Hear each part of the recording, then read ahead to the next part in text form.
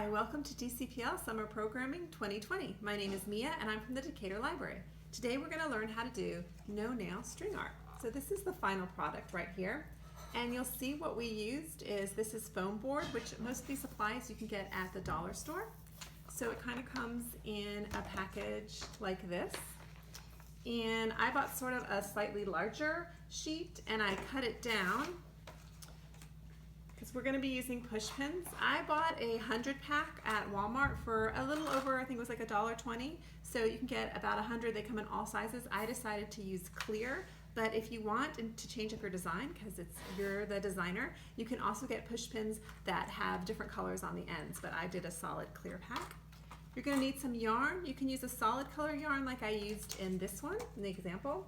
Or if you want a little more color in yours, you can buy variegated yarn, which just means that the yarn is already different colors. So the choice is up to you. Again, you can find this really inexpensive at the dollar store. They also even sell yarn.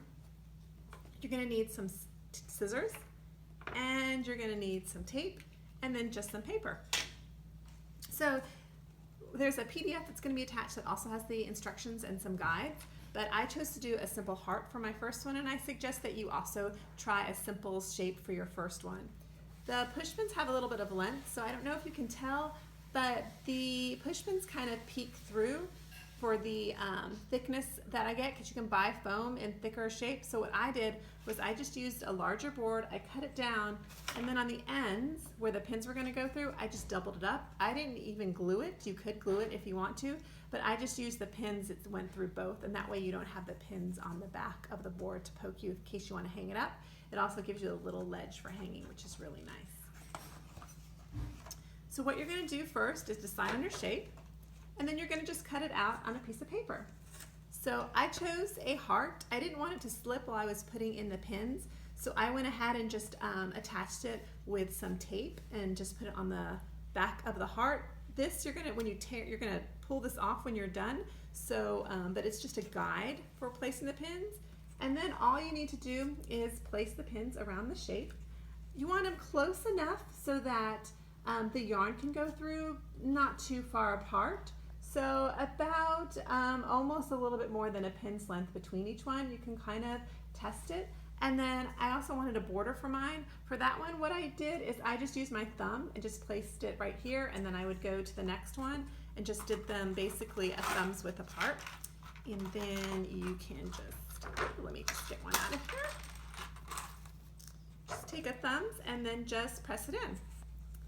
Now, if you are one of those people, and you know if you are, and I can sometimes be this way, where you want everything to be perfect, what you can do if you want is in pencil, lightly put where you want the push pins to be, and then go back and put the push pins, or you can just do it freehand.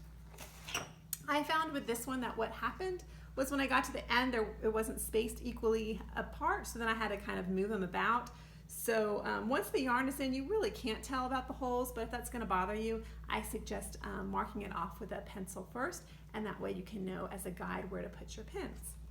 So once you have your pins all around, you're ready to get started. And you're going to take your yarn,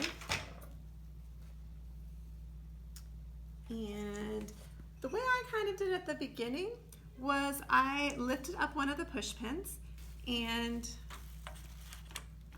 you want to start from the border because you're probably going to have more pins on your border than in your main design.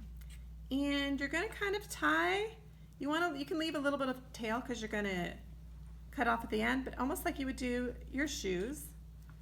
You just do a little two ties or knots for like a shoelace, and then you just press it back in, and you're basically ready to start. So what you're going to do, the way I did it, was I started from the border, and then I went into the design, and you just wrap it around your pin, and then you go back up to the border, wrap it around, and then wrap it around the next one. And you just went all the way across. If you're going to have more on your border pins than you have in your design, then some of your pins on the border are going to have it wrapped around the pin more than once. If you can't quite get it, you can just, I didn't do it underneath. I can show you a little bit. I did mine around the push pin. And what I did was I went around once, going from just end border to the design, And then once I had gone all the way around and every border had yarn around it, then I went up and just did it every single which way you want. So I didn't do it in any kind of design just because I wanted it to have more yarn. Then I went ahead and at the end with the same yarn color went around the whole border, and then took a different, to have a little bit of contrast, I took pink yarn and then just wrapped it around the design, and it just gave it a little more color. And that's basically all you have to do. So I hope you enjoyed the craft today. If you want to share a picture, go ahead and take a picture of your design and add it to the response, and hope to see some of what you guys come up with. All right, thank you so much. Bye.